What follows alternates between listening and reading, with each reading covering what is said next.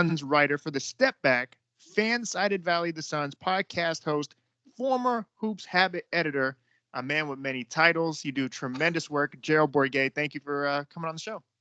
Absolutely, Max. Thanks for having me. You're reminding me of Apollo Creed. I don't know if you're a Rocky fan, but when they introduce Apollo, he has many nicknames. So you're with many titles.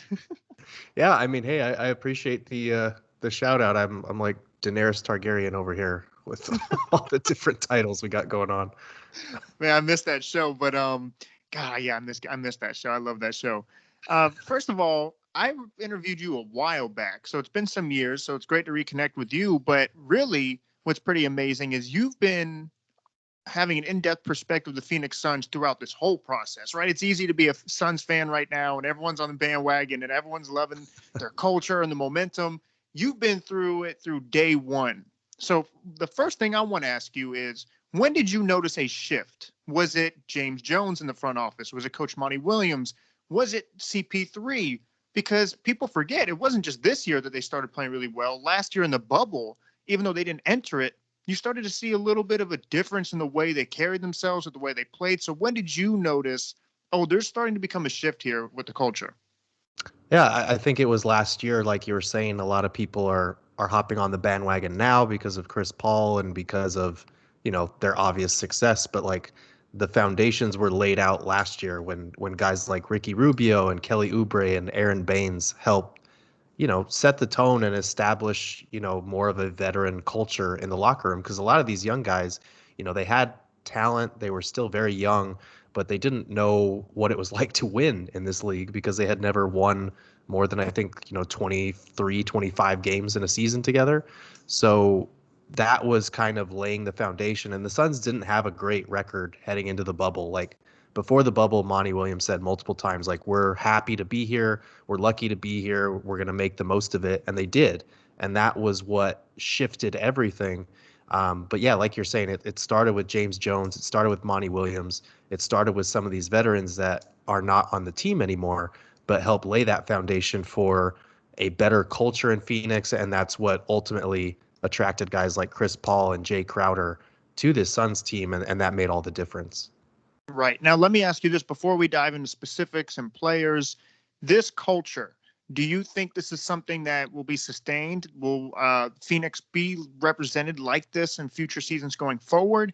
Is it more of a lightning in the bottle? How do you foresee the future of this franchise? I think it's something that you can sustain. Obviously, Chris Paul is the straw that stirs the drink in that regard, and he's not going to be playing this well forever. Like, he's probably going to opt out. He's probably going to re-sign with the Suns for a 2 or 3 year deal. That's going to be a pretty hefty deal. But it's totally worth it. And I think that even when Chris Paul starts to wind down, obviously you need a replacement point guard for him. But this season that has set the tone for this group and taught them how to win, these are things that, Devin Booker, Mikal Bridges, Deandre Ayton, these guys aren't going anywhere. They're still only, 22, 23, 24 years old. So they are already establishing a culture for the future that can be sustained moving forward because, that four-man core of Booker, Ayton, Bridges, Cam Johnson, they're going to be around for a while, and they're already learning how to win at a very high level. Right. Now, before we get into Chris Paul, I have some weird theories and analogies with Chris Paul, but we're talking about the future of Phoenix. So I want to talk about Devin Booker. Now, I said that he resembles Kobe Bryant to me, just his footwork. I said he's an artist. Like, there's only a handful of artists in the NBA. It's like Kyrie Irving, it's Devin Booker, Jamal Crawford had some of it. Obviously, the late, great Kobe Bryant had it, where it's just a blank canvas every time he goes down. It's not even really who's defending him. It's what he wants to do. It's like he just lets his imagination run wild. What have you seen in the growth of Devin Booker? Obviously, we can all look at the screen and say, oh, this guy is a great hooper. But have you seen a difference in his maturity or his growth just as far as covering him game by game? Yeah, I mean, I think Devin Booker has always been mature. I think Chris Paul called him the oldest 24-year-old that he's ever met because he's been the face of the franchise for so long on so many losing teams. He's really learned how to conduct himself and compose himself. And he's always kind of been that way since he first even got here. He's always been mature. But as far as his game and his growth, I just think back to how much criticism he's taken over the years for not being able to get a bunch of G Leaguers to the NBA playoffs, basically, or past 30 wins. And every time, every season, he's come out and addressed some weakness of his game or some area of criticism in his game, because at first it was, oh, he's just a shooter. He became a well-rounded scorer. Then it was, oh, he can't score efficiently. And then he became an efficient scorer. And then it was he doesn't make plays for others and became a phenomenal playmaker. And the most recent ones were, he doesn't play defense. He puts up empty stats on losing teams. He's not a winner. And now he's doing all of those things as well. So it's been a very slow progression for him as far as each year just doing the individual work to make sure that when this moment arrived, he was ready and built for it. And he's pretty much proving that right now. It's so, in a weird way, I think it was so good for him to struggle early, because he wouldn't have been able to handle defeat as well on the biggest stage if he didn't already suffer from it already, and just callousing your mind. Okay, how can I get better? How can I get better? How can I overcome? So now when he's on the biggest stage, he may have a bad night. He knows how to easily overcome it. And it's just Kobe Bryant. I hate to compare people to the all-time greats, but Michael Jordan, we all know the story of him. He didn't win right away. He kept losing, kept losing, kept losing. And it builds this chip, this hunger that you have to constantly, like you said, come back and improve your game. I've just been so impressed with this whole unit. And I said this in a tweet. I don't know if you're aware of this. I said this last year with the Lakers. And the last time a team won a championship and didn't make the playoffs the year prior, I went back, was the 2008 Boston Celtics. And then the 2020 Lakers, they didn't make the playoffs the year prior. And then all of a sudden they win the championship. The Phoenix Suns are now in that, they have that opportunity to be in that category where you don't make the playoffs and then you make it to the NBA Finals and win a championship. It's such a drastic jump. Normally you lose in the first round or the second round of the conference finals and you get over that hump. Did you foresee them to make it this far? Granted, it's their first year together. I would love to say that I'm some prophet over here and saw it coming, but I absolutely did not. I think for most people heading into this season, making the playoffs, ending an 11-year playoff drought, maybe winning a series would have been a fantastic year for the Suns, because heading in, the Lakers are the defending champs. They've got two superstars. The Clippers, two superstars. The Utah Jazz were going to be good again. Denver Nuggets, great team. Like, you look around the West and it's pretty stacked, and nobody saw the Suns making this 1-year leap that they did. Just through adding Chris Paul, who's 35, 36 years old. But it really has been a case where it's been a perfect storm of everything coming together. The culture that James Jones and Monty Williams have built, Devin Booker staying prepared for this moment, Chris Paul playing at a point guard level still at age 36, getting veterans like Jay Crowder and even, guys like Langston Galloway and Etuan Moore on veteran minimum contracts, just rounding out the roster 1 through 15 with guys that have all bought in. And then the leaps of the young guys, Mikal Bridges, DeAndre Ayton, Cam Johnson, all these guys, everything has kind of coalesced into this incredible season that not a lot of people saw coming. I think once the playoffs got here, once we saw what we saw from the regular season, I absolutely thought the Suns could win a title. I thought it'd be incredibly difficult because, again, the West is stacked. But I really did think that they could get to this point based on what we saw during the regular season. And they're so resilient. Like, a lot of young teams wouldn't have been able to go down against the Lakers and still come back. I mean, even just Chris Paul got injured, but came back. But just that kind of just in the back of your head, wow, we may not have a fully healthy leader in Chris Paul, and to still be resilient and still take down a Lakers team. To obviously Jokic is still, he's an MVP, so he's still a threat. And then to play this resilient Clippers team, a well-coached Clippers team, and do what they did, just beyond impressive. So I want to throw my weird, quirky theory out at you. I said this last year at the draft show. I covered the NBA draft on SUV TV last year with Rashad Phillips. And I said initially I came up with this analogy. My audience, if they listen to me, they'll know exactly what I'm talking about. I've said, okay, LeBron and Michael Jordan, that's how it started. I'm like, we can just appreciate their greatness. So I said LeBron is Bluetooth, where he can connect with any device, any player, any team, and he elevates people. Michael Jordan's more of a Wi-Fi kind of guy, where he doesn't really connect with everybody because how he can be confrontational. He can be, he can rub people off the wrong way because of how hardworking he is. He's in your face. He's very vocal. But when you connect with him, it's a stronger signal. And I said, Chris Paul has that Wi-Fi DNA where everywhere he's gone, he's won, but there's some people who just can't take that because he is confrontational. He is vocal. He is aggressive, But when he does connect with you, he'll elevate you. And it looks like he's connected with Devin Booker. I said he was going to connect with DeAndre Ayton, and it just blew my mind. I said that the beginning of this season, and not only did it happened more than I even thought it would. Did you expect their chemistry and their connection to be this strong this early in their first year? I did with Devin Booker. I will say that because I think when you hear a guy like Chris Paul in his 16th year in the league, a Hall of Famer, bona fide Hall of Famer, say that he came to Phoenix, he wanted to come to Phoenix because of Devin Booker, like that speaks volumes about the type of competitor and the type of talent that Devin Booker has. And Chris Paul recognized that from day one. That's why he wanted to be traded to the Suns. I was not expecting it to be this strong with DeAndre Ayton based on what we're seeing in the playoffs. I think the regular season, you saw periods where, Paul and Booker and Jay Crowder were on his case a little bit or visibly frustrated because he wasn't always locked in. Just a couple months ago, a storyline here in Phoenix was, why isn't DeAndre Ayton dunking the ball more? Why isn't he more aggressive? Like where is his focus? Where does it go sometimes? Because when he's locked in, he's a two-way force. He's an absolute beast. But there'll be some nights when he's just not there. Right. And they said, Ayton and Chris Paul have both said they had to have some hard conversations early in the season to get on the same page. But now that it's the playoffs and DeAndre Ayton is not taking any possessions off and is just maximizing his role on both ends, it is incredible to see that kind of influence play out. And you've got to give credit to Ayton too, because like you're saying, Chris Paul is that type of guy that might not connect with everyone if you're not mentally built for that.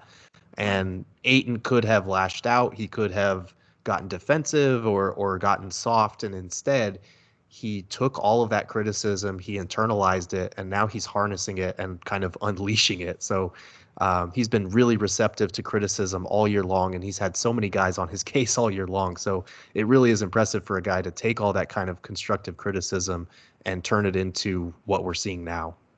Yeah, and if there's anybody that you want to be in your corner yelling at you, it's a guy like Chris Paul. And so if you can take it, that's you'll benefit the most from a guy like Chris Paul. Now, do you think we do live in a microwave society where we want results so like just right away, that we were a little hard on DeAndre Ayton because it's like, oh, well, he's inconsistent or he's not doing this? It's like, okay, but really what guy in year 2, year 3 is really just consistent every single night unless you're an all-time great player? Like, do you think we were a little harsh on him early? Because I remember a lot of people saying, I hate using the bust word, but, oh, he's a bust or he shouldn't have been the number 1 overall pick. And now all of a sudden, I think he's a top 5 big when he plays like this, especially as a center position. Do you think we're a little hard on upcoming talent in the first couple of years? I think we can be. I think in this case, it's one of those things where like the Luka Doncic factor obviously played into that. Like not taking Luka Doncic number 1, he was always going to be compared to that guy. And I think that's unfair to Ayton, but I also think that some of the criticism was warranted because you think about, the 25-game suspension that he got last year, and how much that hurt the Suns. You think about just the inconsistency from night to night, some of the things that he said. He really did have to go through a maturing process. So I think some of the criticism was warranted, but at this point, the growth that he's shown, the ability to overcome those kind of concerns and be this player, this two-way force that the Suns need him to be, it's been really impressive. And you do have to remember, like, this is only his 3rd season, really his 2nd and a half, because he missed most of last year. And he's playing at this incredible level now. He's still only 22 years old. He's only going to get better. He doesn't even really have like an offensive game yet. So if he develops all of these things, he's absolutely going to be, he's already a top 5 big in my book. He could be top 3, top 2, top 1, depending on how he rounds out his offense as the years progress. Yeah, and I agree with that wholeheartedly. And I look back at that draft class, and typically that 1st or 2nd pick, and when you look at the history of the NBA draft, the 1st or 2nd pick underachieves, unless it's an all-time great draft class. But recently, in these drafts, it's worked out. You look at Brandon Ingram, Ben Simmons, and Jaylen Brown, all top 3 picks. They've all worked out. I know Ben Simmons gotten a lot of criticism. You look at Zion, Ja Morant, now RJ Barrett's starting to click. All 3 of those picks have worked out. And now with that draft class, I forget the exact order that Luka and Trey were in. Obviously, Deandre Ayton was the number one overall pick, but all three of those guys, as young as they are the story of the playoffs. I mean, Luka Doncic, right now we can't stop talking about Dallas and what star they're going to get if they're going to get over the hump. Is he the face of the NBA? Trey Young's in the Eastern Conference Finals. And Deandre Ayton, in my opinion, even with the healthy Kawhi Leonard, he was going to be the difference maker for you guys in that series because they didn't have an answer for him. Yeah, I mean, it's one of those things where I feel like you can be happy for all three of those guys that went in the top five, I think, of that class because the trade between the Hawks and the Mavericks. But my thing with Ayton is I've always compared it to the 1984 draft, where the Houston Rockets took Hakeem Olajuwon and they did not take the greatest player of all time. And the Houston Rockets are still okay with that decision because they won championships with Hakeem. Hakeem was an MVP, a Defensive Player of the Year, multiple-time All-Star, All-NBA talent, one of the greatest to ever do it. So they were ultimately vindicated in passing on the greatest player of all time in the draft. That's true. You are hoping that DeAndre Ayton is more Hakeem Olajuwon than Sam Bowie because Sam Bowie was taken second, and no one will ever forget that the Blazers took Sam Bowie over Michael Jordan. So you're hoping that obviously Luka Doncic is the Michael Jordan here. He is the best player that's going to come out of this draft class, the best individual talent. But you're hoping that with DeAndre Ayton, you can win a championship, you can vindicate that draft decision, and that's ultimately the goal. You hope that he's the Hakeem in this analogy. Right. Gerald, I appreciate your time. I don't mean to hold you too much longer. So I do have a follow-up question with this, and that is the finals. So I believe that the Phoenix Suns, no matter who they play in the East, granted it's Milwaukee, it may be Atlanta.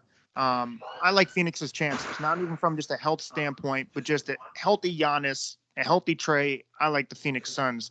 From your perspective, do you like your chances for Phoenix to win it all? I do. I think that they are the favorite no matter who comes out of the East right now, especially with the state of the rosters. Unfortunately, the Bucks are banged up right now. The Hawks are banged up. Giannis is out. Trey Young is banged up. But I feel like the Suns, based on the teams that they've gone through already and what's waiting for them in the finals, they just have this like team of destiny feel to them. And it seems like everything for the first time in 52 years is coming up Suns right now. So I would have Suns in 6, no matter who comes out of the East, even if they're fully healthy. I think that they match up well with both of these teams. I think that they're well coached and they're well prepared for every series that they've been in. And like if they play the Bucks, Monty's going to coach circles around Mike Budenholzer. I think with the Hawks, it's a much bigger challenge because, like the Suns, they're a very well-rounded and balanced team. They're led by a very good coach as well. But I would definitely have the Suns favored either way, no matter who's coming out of the East. And now, do you think you guys could become a free agent destination where, okay, like you have a young nucleus, well coached, great young core, obviously an established culture, success. Do you believe that Phoenix maybe become a city that can land a big star going forward? I think they would be if they had a lot of cap room to work with. Like Right. I think this season or this offseason, at least this offseason, is going to be all about keeping guys, re-signing guys, because they've got extensions for Mikal Bridges and DeAndre Ayton this summer. They've got Cam Payne, who's going to be an unrestricted free agent, and they need to pay up to keep him here because he's been fantastic. You look at what's coming up in the future. Chris Paul, obviously, he's probably going to opt out and re-sign for a big deal. So I think for the Suns, when it comes to free agency, Torrey Craig, another really good piece that's hitting free agency. But when you look at the Suns, if you're hoping that they are a free agency destination for guys like, those kind of Langston Galloway, Etuan Moore type signings, where it's guys that might not play much, but if they do need to play, they'll be ready and they're willing to sign on for a little bit cheaper to have a chance at playing for another NBA title next year. Right. My last question for you is again about Devin Booker. We talked about his development, his growth. I said he's an artist. He resembles Kobe Bryant. I don't like comparing people to the all-time greats because if you're not a LeBron or a Michael or a Kobe, you're seen as a failure. And it's like there's only 3 of those in the whole world. So I just like them to be themselves, but they can resemble and show traits of certain players. What are your thoughts on Booker? Say he wins this championship. I think he's the best player on this team. I said Chris Paul's the most valuable. I said you could have two on the same team. I said CP3 is my MVP this season, actually. But what are your thoughts on Devin Booker going forward? Like, you have this new wave of players coming in. So if he were to start to get a ring, if he gets a ring for all of them, how are we going to view Devin Booker going forward with this future generation? It's an interesting question, and I feel like it'll finally validate a lot of the things that Suns fans have been saying about this kid for years now. Um, I don't know where it puts him in the all-time conversation, but I do agree with you. He is the best player on this team, and Chris Paul is the most valuable in that way. It's a weird distinction, but it's Right. absolutely true because without Devin Booker, who has been the foundation of all of this since the beginning, none of this is happening now. I think he's in store for a big series in this finals matchup, and it'll be interesting to see where we put him moving forward because for so long, people have been a year or two behind on their Devin Booker analysis, and now they're going to have to catch up in a hurry as far as this kid is the real deal. Like we've been saying for a long time now, he just needed players around him, and now that he has players around him, you're seeing the result. So um, I think he's well on his way to becoming the greatest player in Suns franchise history, especially if he does what Steve Nash couldn't do, Charles Barkley couldn't do, none of Right. these other all-time greats could do. And obviously, this season is a bit of an outlier as far as all the injuries and just the condensed season and the short off season and all that. But this has been a really incredible run, an impressive run, and it starts with him. So I really do think he puts himself on the map in a very big way if they are able to win 4 more times. Gerald, I appreciate your time. Where can people find your work? Where can people ask you questions? Twitter, Instagram? You obviously did various websites. So where can people find you? Yeah, absolutely. You can follow me on Twitter at Gerald Bourguet. You can read my writing at fansided.com/NBA. A lot of Sun stuff this time of year, obviously. And you can check out, I'm the host of the Valley of the Suns podcast, so you can check that out wherever you get your podcasts. But yeah, that should cover all of the different titles for now. Well, Jared, I truly appreciate you coming on. You're always welcome. I'm sure I'll pick your brain a little bit more in the finals, maybe after the finals going into next season. So I appreciate you coming on, and we'll talk soon. Yeah, absolutely, Max. Thanks for having me.